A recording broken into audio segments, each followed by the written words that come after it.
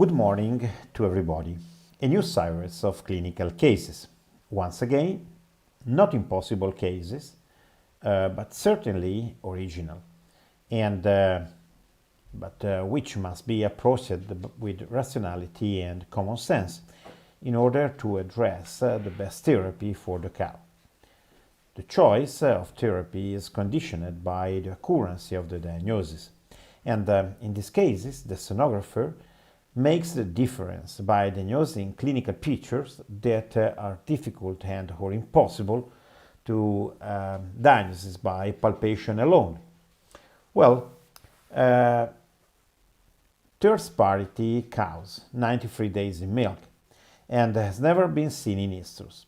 She has had no puerperal problems, puerperal disease. However, she has lost approximately 1 point of body condition between the calving and the moment of her first gynecological visit. She is currently producing 42 kilos of milk a day. In a previous examination carried out at 50 days in milk, a follicular cyst of about 50 millimeters in diameter was found. No treatment was carried out because about 65% of the follicular cysts that develop during the first 2 months after the calving have spontaneous recoveries. Right ovary. We find a cavitary corpus luteum, and a cavity of which has a diameter of about 50 millimeters and a wall 3-4 millimeter thick and at the thicker points. There is a follicle of about 10 millimeters in size. This follicle and this corpus luteum suggest a cow that has ovulated since 4 or 5 days. That is the cows in the luteal phase, and more precisely at the end of the metaestrus. This is an hypothesis, and as all the hypotheses must be confirmed. Left ovary, there is a structure with a partially luteal wall and a very large cavity of about 40 millimeters. The distribution of the luteal tissue surrounding the cavity is not homogeneous, about 12 millimeter at the thickest point and 2-3 millimeter at the thinnest point. The old cyst, already seen at 50 days in milk, is now luteinizing. No follicles were seen on the left ovary, which suggests some sort of inactivity of the left ovary until this moment.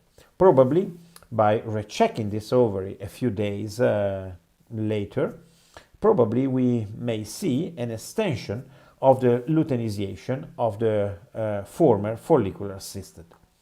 Well, an abundance of pus, particularly dense, is present in the uterine lumen, which is inside the lumen of the uterus. A echogenic portion of pus are present, which produce shadow. This is very dense echoic material. The cow has no vaginal discharge, and no pus is present in the vestibule of the vagina, so also in the cranial part of the vagina. So we are looking at subclinical endometritis, so a chronic inflammation of the uterus without vaginal discharge, and the cow is probably in a form of anaestrus type 4.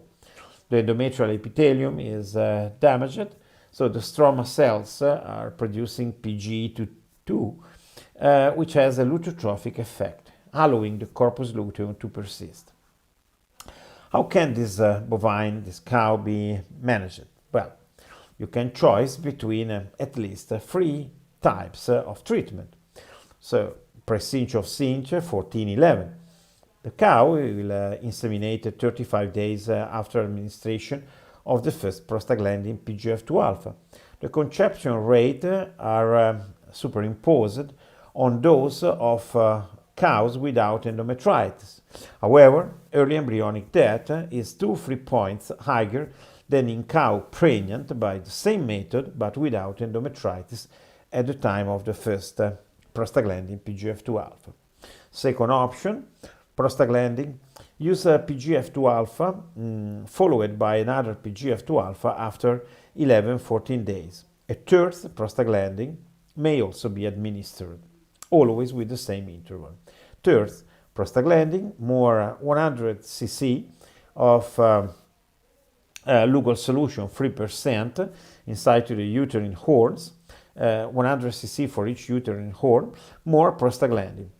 The mildly irritating solution is administered in the uterus at the time of the estrus, produced by the administration of the prostaglandin PGF2 alpha. Then wait for estrus or administered a new PGF2 alpha 11-14 days after the previous one. Second calving cows. Second case, second calving cows. 48 days in milk, 39 kilos daily production, body condition 275. Visited as never seen in estrus. No puerperal pathology recorded. This is the right ovary.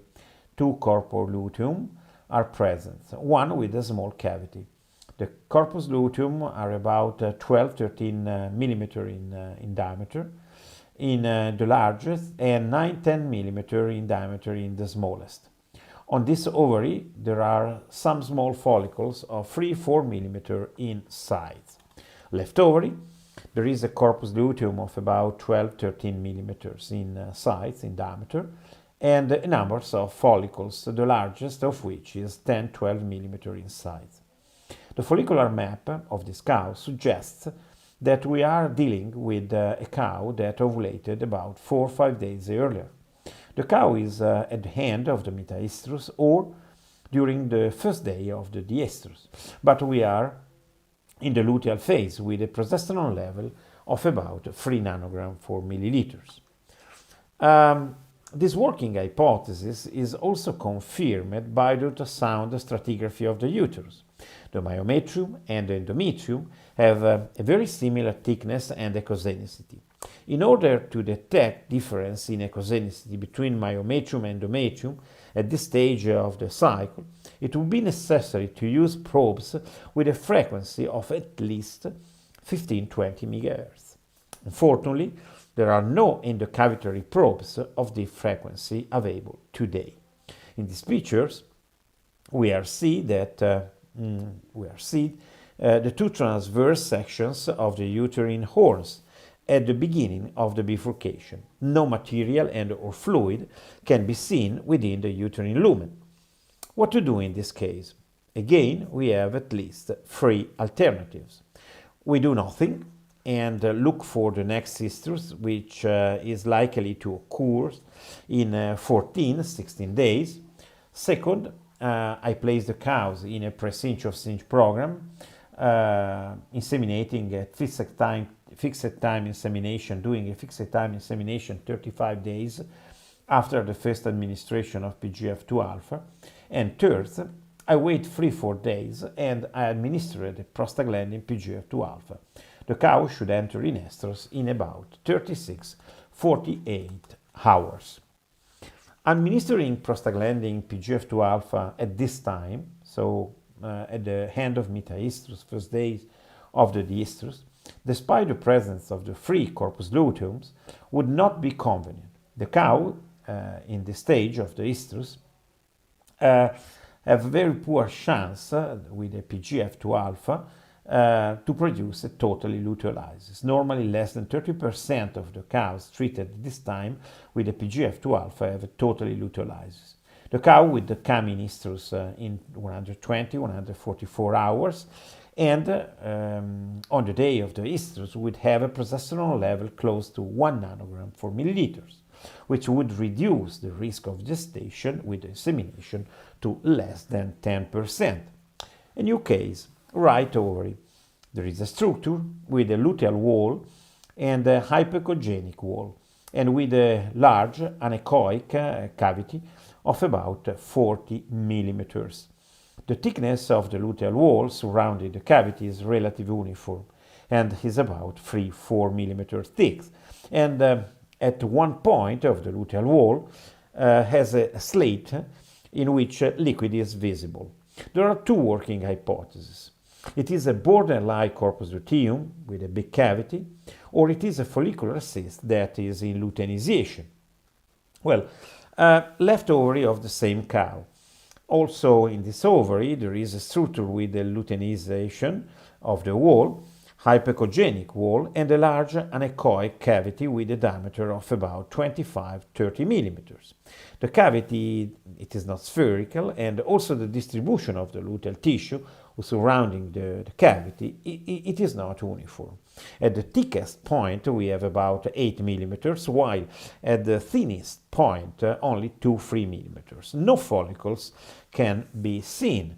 Well, the cow is first lactation, having 76 days in milk, and she's producing about 41 kilos of milk and has a body condition of 275.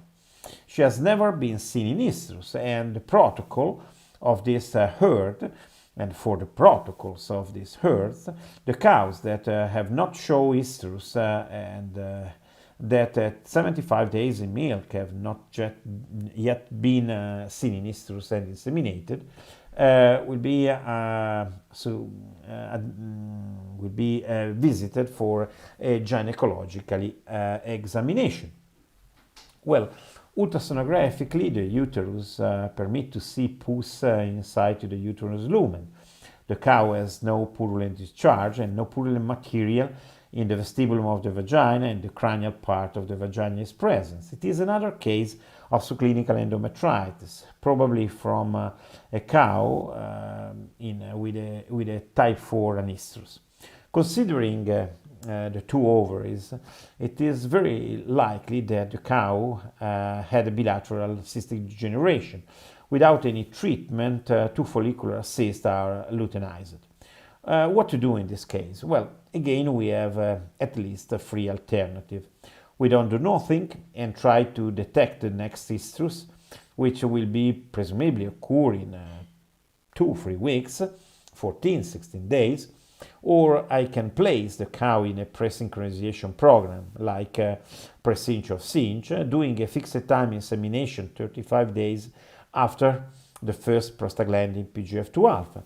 And third, I can wait 3-4 days and administering then a PGF2 alpha. The cow should enter in estrus about 36-48 hours after the prostaglandin. Another case, it is a multiparous cows, fifth lactation, 120 days in milk, daily production in free milking of 42 kilos. Body condition of the cows 225. In this herd, the voluntary waiting time is 75 days for cows and 85 days for primiparous. Cows that don't show estrus and therefore are not inseminated within 75-85 days in milk, respectively cows and primiparous cows, are subjected to a gynecological examination. This cow was examined the first time and found to be in an estrus type 1, so it was decided to postpone the next gynecological examination due to the cow's very short body condition. Right ovary is the ovary that we are looking now. The ovary is about 50 millimeters in size and has a very hard consistency with the palpation. Ultrasound examination does not reveal follicular structure and or a corpus luteum. Well, left ovary.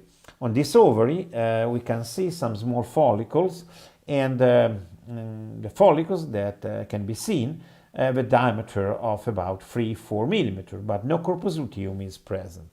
Well, the ultrasound examination of the uterus allows the myometrium and endometrium to be distinguished and separated by the vascular tonaca. They have similar thickness and echozenicity, which does not suggest that the cow is in follicular phases of the cycle. However, the absence of the corpus luteum prevents us from being able to speak of luteal phasing. The cow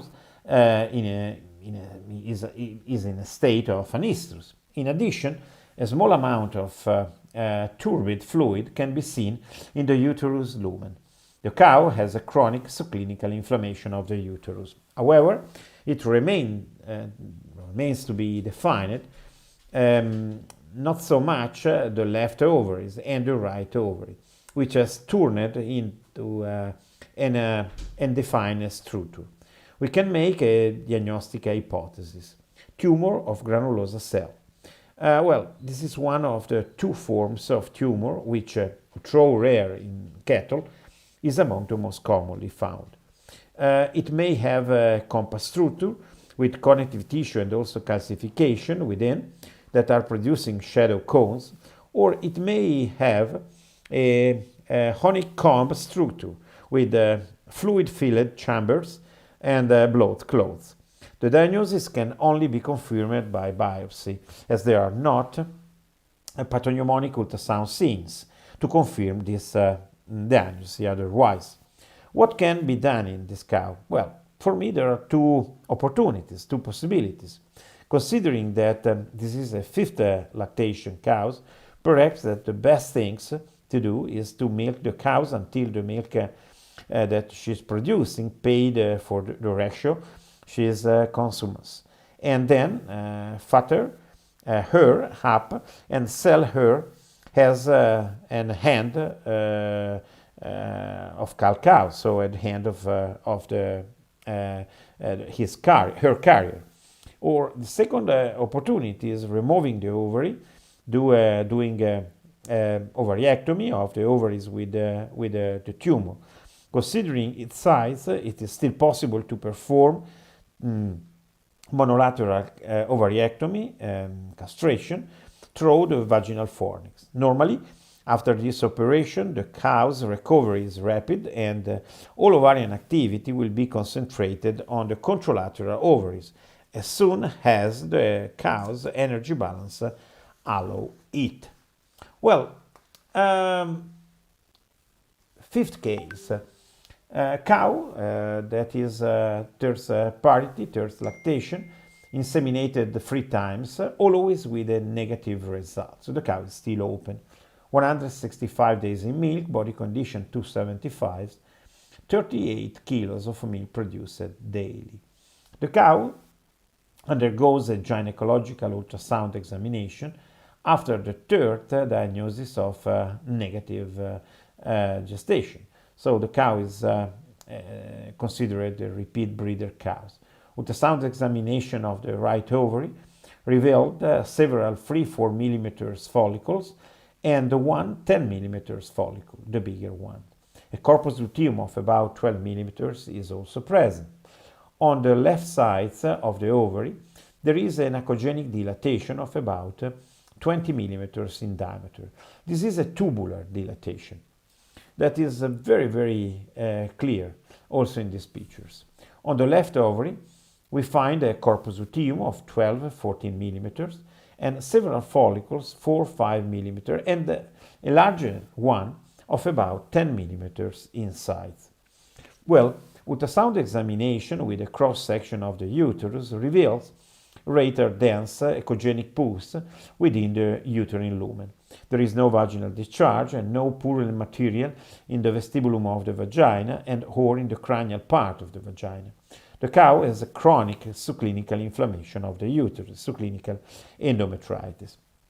It is a codominant cow. In fact, we find 2 corpus luteums and the codominance is continuing. It is in fact a cow that is at the end of the metaestrus, or perhaps the first day of the diestrus, having ovulated about 4 or 5 days earlier. We can make this hypothesis on the basis of the presence of 2 corpus luteum, codominans, and the presence of 2 dominant follicles of about 10 millimeters. We have to remember that 50% of the follicles deviated at day 4 post-ovulation and the remaining 50% between day 5 and 6. The diameter of the deviation, at the moment of the deviation, the diameter of the follicle is about 8 millimeters. Therefore, these of dominant follicles can be about 5 days post-ovulation. The cow is a repeat breeding cow, and the dilatation seen on the left side of the right ovary is nothing more than hydrosalpinx. That is to say that the right ovary although working regularly as follicular dynamic, is out of the use for the reproduction. The only positive things in this clinical case is the fact that although the cow is a codominant, so is subject to the risk of twins, having an interruption in the right fallopian tube does not run the risk of twin unless the entire follicular dynamic does not move on the left ovaries. So what to do in this cow? I have two suggestions, I think, to possible strategy. Well, the first one is since this is a 165 days in milk cows, sinking or starting the cows with a precinch of cinch would mean inseminating after 35 days. That is too late, too much time. One could instead try to prostaglandin with an interval of 11-14 days, inseminating the cows on the estrus following the second prostaglandin, but remembering to visit the cows before the insemination to check that she does not ovulate only on the right side. In this case, there is no chance because the obstruction of the fallopian tube. So in this case, I suggest don't do the insemination. The second hypothesis is don't do any insemination, but to do an embryo transfer 7 days after the heat. However, it should be remembered that this is a fifth calving cow, so also there is another hypothesis of work, so to milking the cows until the milk production pay what she is eating, and then to send to the cooling and to eliminate this animal. I want to share here Bovine Vet International Instagram, where you can find interesting technical posts every week. Well, thank you very much for your attention. Enjoy your viewing, and I hope to see you to the next clip. Viva!